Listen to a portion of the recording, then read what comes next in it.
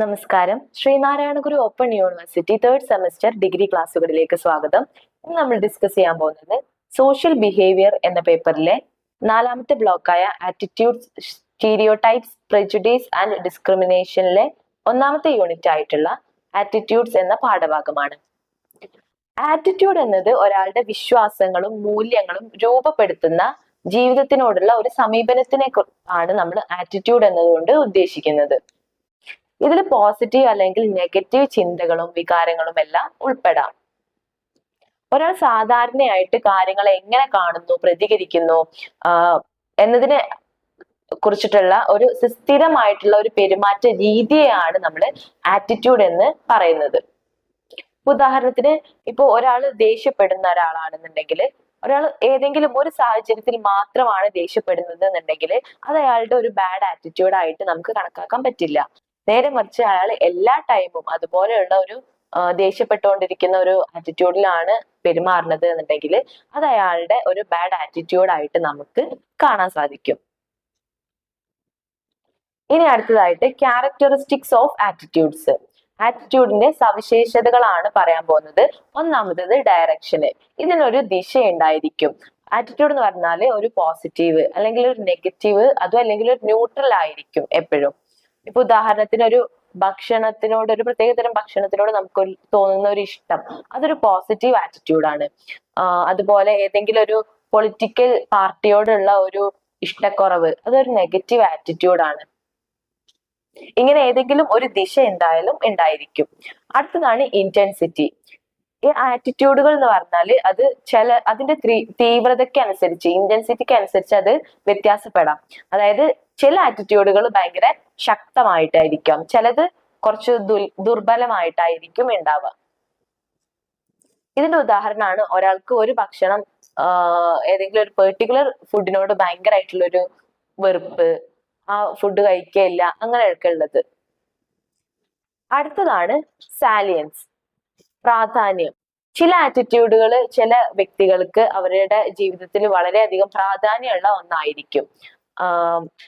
ഇതിന്റെ ഒരു എക്സാമ്പിൾ ആണ് ഇപ്പോ എൻവിറോൺമെന്റ് അല്ലെങ്കിൽ പരിസ്ഥിതി നന്നായിട്ട് സംരക്ഷിക്കുന്ന ഒരാളാണെന്നുണ്ടെങ്കിൽ അയാൾ എപ്പോഴും റീസൈക്ലിങ്ങിനൊക്കെ ശ്രദ്ധ കൊടുക്കുന്നുണ്ടായിരിക്കും. അത് അയാളുടെ ഒരു ജീവിതത്തിന്റെ ഒരു പാർട്ടായിട്ട് കാണുന്നുണ്ടായിരിക്കും. അടുത്തതാണ് സ്റ്റെബിലിറ്റി. ആറ്റിറ്റ്യൂഡ് ഒരു സ്ഥിരമായിട്ടായിരിക്കും ഉണ്ടാവുക, അതിനൊരു സ്റ്റെബിലിറ്റി ഉണ്ടായിരിക്കും. അല്ലെങ്കിൽ നമ്മുടെ അറിവ് കൊണ്ടോ അല്ലെങ്കിൽ നമ്മുടെ അനുഭവങ്ങൾ കൊണ്ടോ ഇത് ചിലപ്പോൾ മാറിയിട്ടുണ്ടായിരിക്കാം, എന്നാലും ഇതിനൊരു സ്റ്റെബിലിറ്റി ഉണ്ടായിരിക്കും. ഉദാഹരണത്തിന് നമ്മുടെ ഇപ്പൊ ഒരു സ്മോക്കിംഗ് എന്ന് പറയുന്നത് ആദ്യം ഒരാൾക്ക് അതൊരു ന്യൂട്രൽ ആറ്റിറ്റ്യൂഡ് ആണെന്നുണ്ടെങ്കിൽ ഇപ്പൊ എന്തെങ്കിലും ഒരു അത് സംബന്ധിച്ച് എന്തെങ്കിലുമൊക്കെ ഒരു പ്രശ്നം വന്നു, അയാളുടെ ശാരീരികമായിട്ടുള്ള ഒരു ബുദ്ധിമുട്ടൊക്കെ വരുവാണെന്നുണ്ടെങ്കിൽ അതിനോട് പിന്നീട് ആ ഒരു ആറ്റിറ്റ്യൂഡ് മാറിയിട്ട് അത് നെഗറ്റീവ് ആറ്റിറ്റ്യൂഡ് ആയിട്ട് മാറാം. അടുത്തതാണ് ടൈപ്സ്. ഇതിന് 2 തരത്തിലുള്ള ടൈപ്സ് ഉണ്ട്. ഒന്ന് എക്സ്പ്ലിസിറ്റും ഒന്ന് ഇംപ്ലിസിറ്റും. എക്സ്പ്ലിസിറ്റ് എന്ന് പറഞ്ഞാൽ നമ്മുടെ ബോധപൂർവം അറിയുന്ന, നമ്മൾ തുറന്നു പറയുന്ന ആറ്റിറ്റ്യൂഡിനെയാണ് നമ്മൾ എക്സ്പ്ലിസിറ്റ് ആറ്റിറ്റ്യൂഡ് എന്ന് പറയുന്നത്. ഉദാഹരണത്തിന് എനിക്ക് സ്പോർട്സ് ഇഷ്ടമാണ് എന്ന് ഞാൻ പറയുന്നത് ഒരു എക്സ്പ്ലിസിറ്റ് ആറ്റിറ്റ്യൂഡാണ്. ഇംപ്ലിസിറ്റ് എന്ന് പറഞ്ഞാല് ബോധത്തിന് പുറത്തുള്ള, അറിഞ്ഞില്ലെങ്കിലും പെരുമാറ്റത്തെ, അത് നമ്മൾ അറിയണമെന്നില്ല, പക്ഷെ അത് നമ്മുടെ പെരുമാറ്റത്തെ സ്വാധീനിക്കുന്ന ആറ്റിറ്റ്യൂഡുകളാണ് നമ്മൾ ഇംപ്ലിസിറ്റ് ആറ്റിറ്റ്യൂഡ് എന്ന് പറയുന്നത്. ഇപ്പൊ ഒരാൾക്ക് തോന്നുവാണ് സ്ത്രീകള് നല്ല അധ്യാപകരാണ്, അല്ലെങ്കിൽ പുരുഷന്മാരാണ് കൂടുതൽ നല്ല എഞ്ചിനീയേഴ്സ്, ഇതൊക്കെ അയാൾക്ക് അറിയാതെ തന്നെ അയാളുടെ മൈൻഡിൽ ഒരു ആറ്റിറ്റ്യൂഡ് ഉണ്ട് എന്നുണ്ടെങ്കിൽ അയാൾ പറയുന്ന കാര്യങ്ങൾ അല്ലെങ്കിൽ ചെയ്യുന്ന പ്രവൃത്തിയിലൊക്കെ അത് റിഫ്ലക്ട് ചെയ്യുന്നുണ്ടാവും. ഇനി അടുത്തത് കമ്പോണൻസ് ഓഫ് ആറ്റിറ്റ്യൂഡ്. ഇതിൽ മെയിൻ ആയിട്ട് പറയുന്നത് ABC മോഡലിനെ കുറിച്ചാണ്. ABC മോഡൽ എന്ന് പറഞ്ഞാല് അതിൽ ഒന്നാമത്തേത് എഫക്റ്റീവ് കമ്പോണന്റ് ആണ്. എഫക്റ്റീവ് കമ്പോണന്റ് പറഞ്ഞാല് മനസ്സിലെ വികാരങ്ങളും മൂല്യങ്ങളും ഒക്കെയാണ് ഇതിൽ ഉൾപ്പെടുന്നത്. ഇപ്പോ റീസൈക്ലിംഗ് ചെയ്യുന്നത് ഭയങ്കര ഹാപ്പി ഉണ്ടാക്കുന്ന ഒരു കാര്യമാണെന്നുണ്ടെങ്കിൽ അതേപോലെ നമ്മുടെ കുറ്റബോധമൊക്കെ കളയുന്ന ഒരു കാര്യമായിട്ട് തോന്നുന്നത്. രണ്ടാമത്തതാണ് ബിഹേവിയറൽ കമ്പോണന്റ്. ബിഹേവിയറൽ കമ്പോണന്റ് എന്ന് പറഞ്ഞാല് ഈ അഫക്റ്റീവ് കാര്യങ്ങളെ, കമ്പോണന്റിനെ അടിസ്ഥാനമാക്കി നമ്മൾ ചെയ്യുന്ന പ്രവൃത്തികളാണ് ബിഹേവിയറൽ കമ്പോണന്റ് എന്ന് പറയുന്നത്. ഇപ്പോ ഈ ഇതിൽ തന്നെ മാലിന്യങ്ങൾ വേർതിരിച്ചിടുക, ക്ലീനപ്പ് ക്യാമ്പിലൊക്കെ പങ്കെടുക്കുക, ഇപ്പൊ ഈ റീസൈക്ലിംഗ് ചെയ്യുന്ന അല്ലെങ്കിൽ പ്രകൃതിയെ നന്നായിട്ട് സ്നേഹിക്കുന്ന ഒരാളാണെന്നുണ്ടെങ്കിൽ ക്ലീനപ്പ് ഒക്കെ ഇടയ്ക്കിടയ്ക്ക് ചെയ്യുന്നത്, ഇതൊക്കെ അയാളുടെ ബിഹേവിയറൽ കമ്പോണന്റ് ആയിട്ട് നമുക്ക് പറയാവുന്നതാണ്. അടുത്തതാണ് കൊഗ്നിറ്റീവ് കമ്പോണന്റ്. യുക്തിപരമായിട്ടുള്ള ചിന്തകളും വിശ്വാസങ്ങളുമാണ് ഈ കമ്പോണന്റിൽ ഉൾപ്പെടുന്നത്. ഇപ്പൊ റീസൈക്ലിംഗ് എന്ന് പറയുന്നത് പരിസ്ഥിതിക്ക് നല്ലതാണ്, അപ്പൊ മാലിന്യം കുറയ്ക്കണം എന്നൊക്കെ വിശ്വസിക്കുന്നത്. അടുത്ത ടോപ്പിക്കാണ് ഫങ്ഷൻസ് ഓഫ് ആറ്റിറ്റ്യൂഡ്. ആറ്റിറ്റ്യൂഡിന്റെ ഫങ്ഷൻസ് ആണ് പറയുന്നത്. ഒന്നാമത്തത് നോളജ് ഫങ്ഷൻ. ലോകത്തെ മനസ്സിലാക്കാനും അതുപോലെ നമ്മളെ ക്രമീകരിക്കാനും ഒക്കെ നമ്മളെ ഹെൽപ്പ് ചെയ്യും. രണ്ടാമത്തതാണ് വാല്യൂ എക്സ്പ്രസീവ് ഫങ്ഷൻ. സ്വന്തം മൂല്യങ്ങളും വ്യക്തിത്വവും പുറത്ത് കാണിക്കാൻ വേണ്ടിയിട്ട് നമ്മളെ ഹെൽപ്പ് ചെയ്യും. അതുപോലെ അടുത്തതാണ് അഡാപ്റ്റീവ് ഫങ്ഷന്. ഗ്രൂപ്പിൽ ഒരു അംഗീകാരം നേടാൻ വേണ്ടിയിട്ട് നമുക്ക് ഹെൽപ്പ് ചെയ്യും. ഇതിനൊരു എക്സാമ്പിൾ ആണ് ഇപ്പൊ നമ്മള് സുഹൃത്തിന് ഇഷ്ടമുള്ള മ്യൂസിക് ടൈപ്പിനോട് നമുക്കൊരു പോസിറ്റീവ് ആറ്റിറ്റ്യൂഡ് ഒക്കെ ഉണ്ടാവുന്നത്. അടുത്തതാണ് ഈഗോ ഡിഫെൻസീവ് ഫങ്ഷൻ. സ്വയം പ്രതിരോധിക്കാനും ആത്മാഭിമാനം നിലനിർത്താനും ഒക്കെ നമ്മളെ ഹെൽപ്പ് ചെയ്യുന്നതാണ് ഈഗോ ഡിഫെൻസീവ് ഫങ്ഷൻ എന്ന് പറയുന്നത്. അടുത്തതാണ് ആറ്റിറ്റ്യൂഡ് ഫോർമേഷൻ.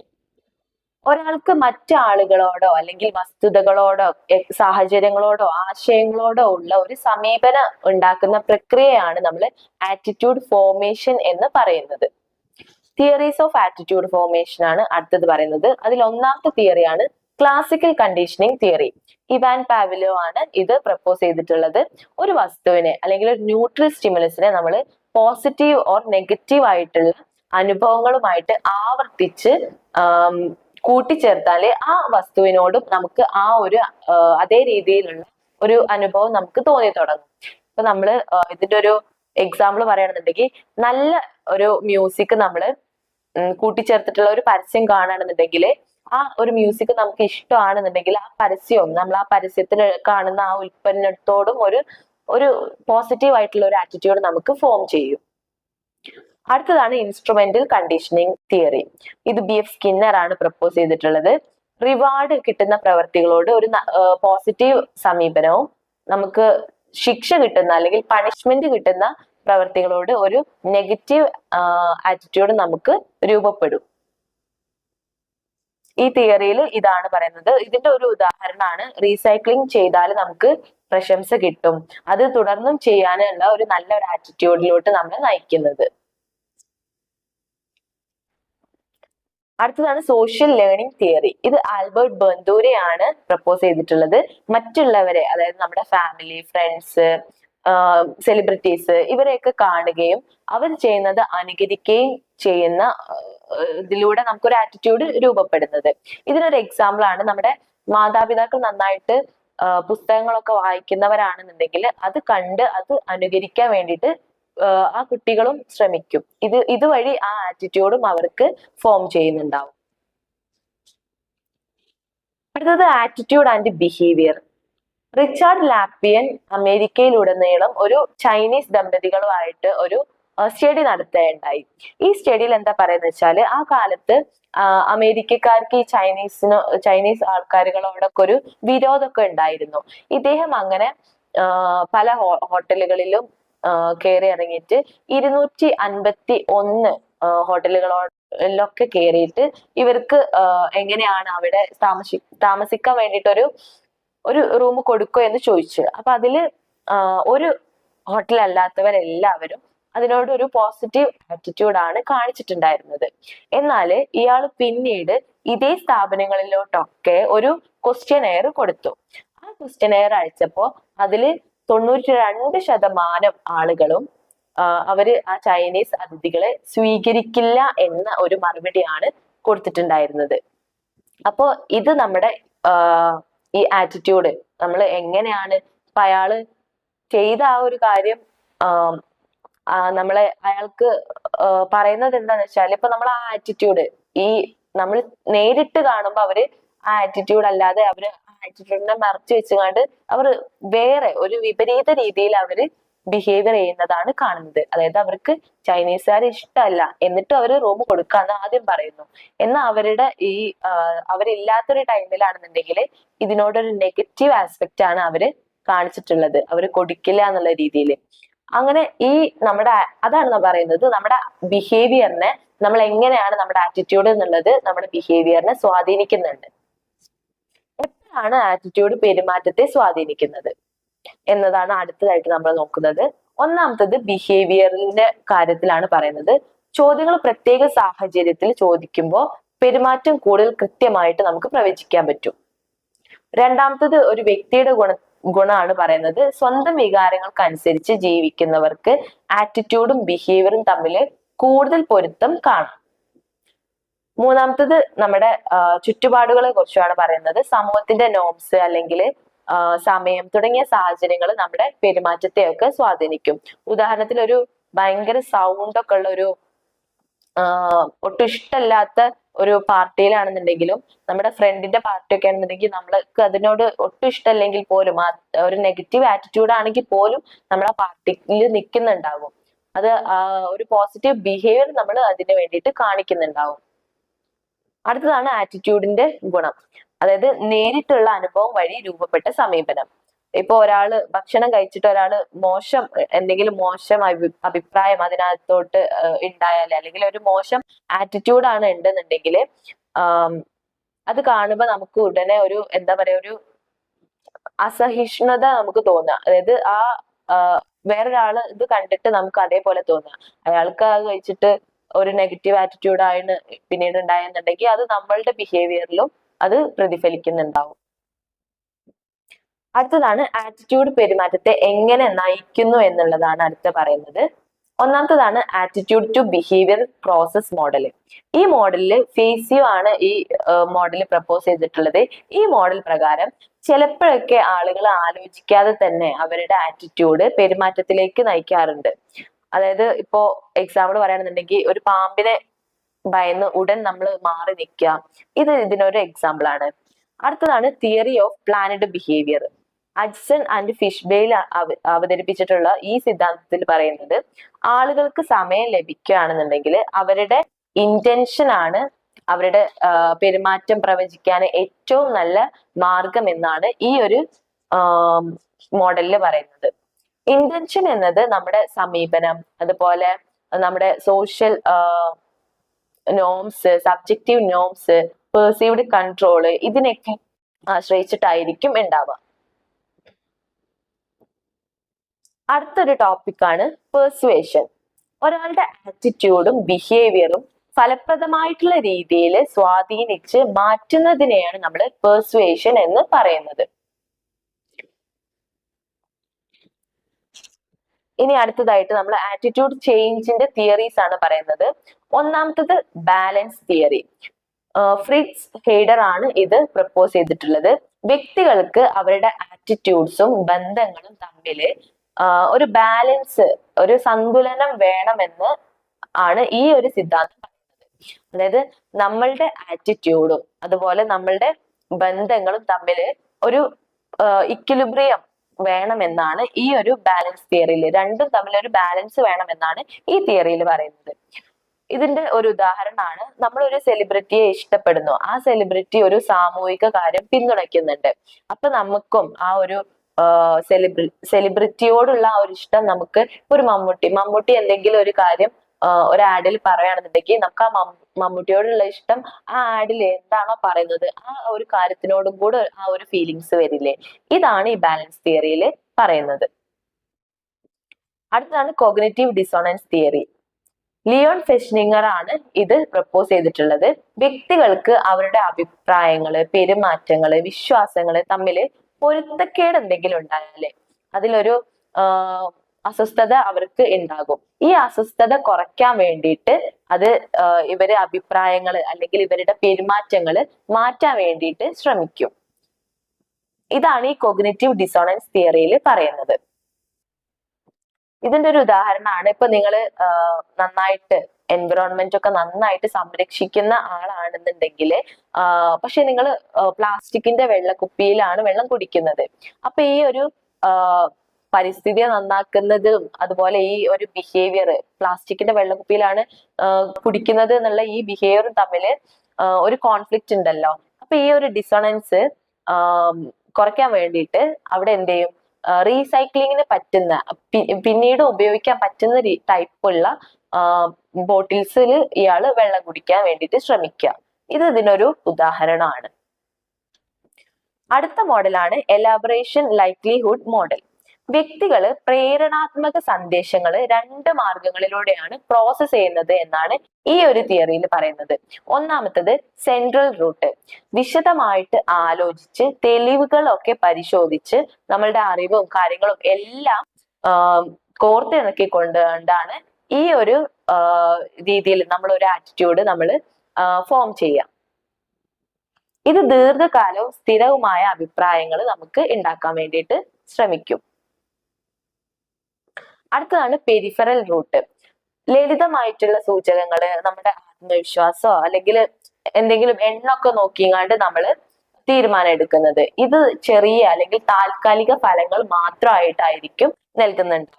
ഇതിന് ഉദാഹരണമാണ് ഇപ്പൊ ഒരു പുതിയ കാർ ആഡ് കാണുമ്പോൾ ആ ഒരു പരസ്യം കണ്ടിട്ട് നമ്മൾ ആ ഒരു കാറിന്റെ എല്ലാ കാര്യങ്ങളും ശ്രദ്ധിച്ച് അതിന് എത്ര മൈലേജ് കിട്ടും, അതിന് എന്തൊക്കെയാണ് അതിന്റെ ഫീച്ചേഴ്സ്, കാര്യങ്ങള്, ഇതൊക്കെ അന്വേഷിച്ച് അതിനെ കുറിച്ച് കൂടുതൽ പഠിച്ചിട്ടാണ് നമ്മൾ ഒരു തീരുമാനം എടുക്കുന്നുണ്ട് അല്ലെങ്കിൽ ആ കാർ വാങ്ങാം എന്നുള്ളൊരു തീരുമാനം എടുക്കുന്നുണ്ട് എങ്കിൽ അതാണ് സെൻട്രൽ റൂട്ട് എന്ന് പറയുന്നത്. നേരെ മറിച്ച് ആ ഒരു കാറിന്റെ പരസ്യത്തില് അതിൽ പറയുന്ന ആള് ഇത് നല്ലൊരു കാറാണ് അങ്ങനെയൊക്കെയാണ് എന്ന് പറയല്ലോ, അപ്പൊ അയാളുടെ ആ ഒരു പുറം ഭാഗം മാത്രം നമ്മൾ കേട്ടുകൊണ്ടാണ് നമ്മൾ ആ കാർ വാങ്ങാൻ തീരുമാനിക്കുന്നത് എങ്കിൽ അതാണ് പെരിഫറൽ റൂട്ട് എന്ന് പറയുന്നത്. ഇത് ഇതിനൊരു ഉദാഹരണമാണ്.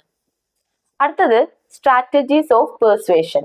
പെർസ്വേഷൻ നമ്മൾ പറഞ്ഞു അല്ലെ, നമ്മുടെ ആറ്റിറ്റ്യൂഡും ബിഹേവിയറിലും കാര്യങ്ങളും ഫലപ്രദമായ രീതിയിൽ സ്വാധീനിച്ച് മാറ്റുന്നതാണല്ലോ ഈ പെർസ്വേഷൻ. ഈ പെർസ്വേഷനിലുള്ള കുറച്ച് സ്ട്രാറ്റജീസ് ആണ് നമ്മൾ പറയുന്നത്. ഒന്നാമത്തത് റിപ്പീറ്റേഷൻ. സന്ദേശം പലതവണ ആവർത്തിച്ച് ആളുകളുടെ മനസ്സിൽ ഉറപ്പിക്കാനും പ്രേരിപ്പിക്കാനും വേണ്ടിയിട്ട് ആണ് ഈ റിപ്പീറ്റേഷന് നമ്മൾ ആ ഒരു പെർസ്വേഷന് നമുക്ക് സഹായിക്കുന്നത്. അടുത്തതാണ് സോഷ്യൽ പ്രൂഫ്. മറ്റുള്ളവർ ചെയ്യുന്നതോ അല്ലെങ്കിൽ വിശ്വസിക്കുന്നതോ ആയിട്ടുള്ള കാര്യങ്ങൾ കാണിച്ചിട്ട് പ്രേരിപ്പിക്കാം. ഉദാഹരണം, ലക്ഷക്കണക്കിന് ഉപഭോക്താക്കൾ ഈ ഒരു സാധനം വാങ്ങുന്നുണ്ട് എന്നൊക്കെ പറഞ്ഞാണ് നമ്മൾ ആഡൊക്കെ കാണാറില്ലേ. ഇതൊരു സോഷ്യൽ പ്രൂഫ് ആണ്. അടുത്തതാണ് അതോറിറ്റി. വിദഗ്ധർ അല്ലെങ്കിൽ സമൂഹത്തിൽ ഭയങ്കര ഉന്നതയിൽ നിൽക്കുന്ന ആളുകളെയൊക്കെ ഉപയോഗിച്ചിട്ട് ഒരു വിശ്വസ്തത ഉണ്ടാക്കാൻ വേണ്ടിയിട്ട് പ്രേരിപ്പിക്കാം. ഇതിന് ഉദാഹരണമാണ് ഇപ്പൊ ഒരു ഹെൽത്ത് കെയർ പ്രൊഡക്റ്റിന്റെ ഒരു ആഡില് ഒരു ഡോക്ടറൊക്കെ സംസാരിച്ചാൽ നമുക്കത് ഒന്നുകൂടെ ഒരു വിശ്വാസം ഉണ്ടാക്കൂലേ, അതാണ് ഈ അതോറിറ്റിയിൽ പറയുന്നത്. അടുത്തതാണ് സ്കാർസിറ്റി. കുറച്ചു കാലം മാത്രം ലഭ്യമെന്ന് കാണിച്ച് ആളുകളെ പ്രേരിപ്പിക്കുന്ന ഒരു മാർഗമാണ് സ്കാർസിറ്റി. ഉദാഹരണം, വെറും 2 മണിക്കൂർ മാത്രമേ അവശേഷിക്കുന്നുള്ളൂ എന്നൊക്കെ പറഞ്ഞാണ് നമ്മൾ ആഡൊക്കെ കാണില്ലേ, അത് ഇതിനൊരു ഉദാഹരണം. അടുത്തതാണ് റെസിപ്രോസിറ്റി.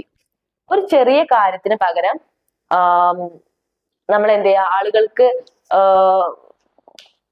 വലിയ പകരം നൽകുക. എന്തെങ്കിലും ഒരു ചെറിയ ഒരു കാര്യത്തിന് പകരം നമ്മൾ അതിന് എന്തെങ്കിലുമൊക്കെ ഒന്ന് നൽകിക്കൊണ്ട്, ഇപ്പോ അതിനൊരു എക്സാമ്പിൾ പറയുകയാണെന്നുണ്ടെങ്കിൽ നമ്മൾ ഈ ബ്യൂട്ടി പ്രൊഡക്റ്റിനൊക്കെ ആദ്യം ഒരു ഫ്രീ ട്രയൽ ഒക്കെ കൊടുക്കുമല്ലോ, അത് ഈ റെസിപ്രോസിറ്റിക്ക് ഒരു ഉദാഹരണമാണ്. അടുത്തതാണ് ഇമോഷണൽ അപ്പീൽ. നമുക്ക് സന്തോഷം അല്ലെങ്കിൽ നൊസ്റ്റാൾജിക് ഒക്കെ തുടങ്ങിയിട്ടുള്ള ഭാവങ്ങളെ ഉപയോഗിച്ചിട്ട് പ്രേരണ ഉണ്ടാക്കുക. ഉദാഹരണം, ഇപ്പോ ചാരിറ്റി ഡിസ്പ്ലേ നമ്മള് വഴി ദാനത്തിനൊക്കെ പ്രേരിപ്പിക്കുന്നത്. അടുത്തതാണ് റാഷണൽ അപ്പീൽ.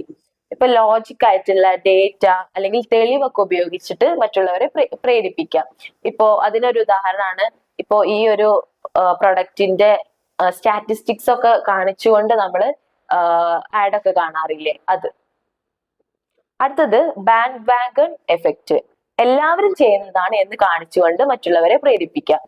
ഇപ്പൊ എല്ലാ കുട്ടികളും ഗിറ്റാർ പഠിക്കുന്നു അല്ലെങ്കിൽ എല്ലാ കുട്ടികളും ഈ വെള്ളമാണ് കുടിക്കുന്നത് എന്ന് പറഞ്ഞുകൊണ്ട് നമ്മളെ കൂടെ ആ ഒരു കാര്യം ചെയ്യാൻ വേണ്ടിയിട്ട് പ്രേരിപ്പിക്കാം. അടുത്താണ് food in the door technique. ചെറിയ ആവശ്യത്തോടെ നമ്മൾ തുടങ്ങുകയും പിന്നീട് അത് വലിയ ആവശ്യങ്ങളിലേക്ക് പോവുകയും ചെയ്യുന്ന രീതിയാണ് foot in the door technique. അടുത്തതാണ് ഫോർ വാർണിംഗ്.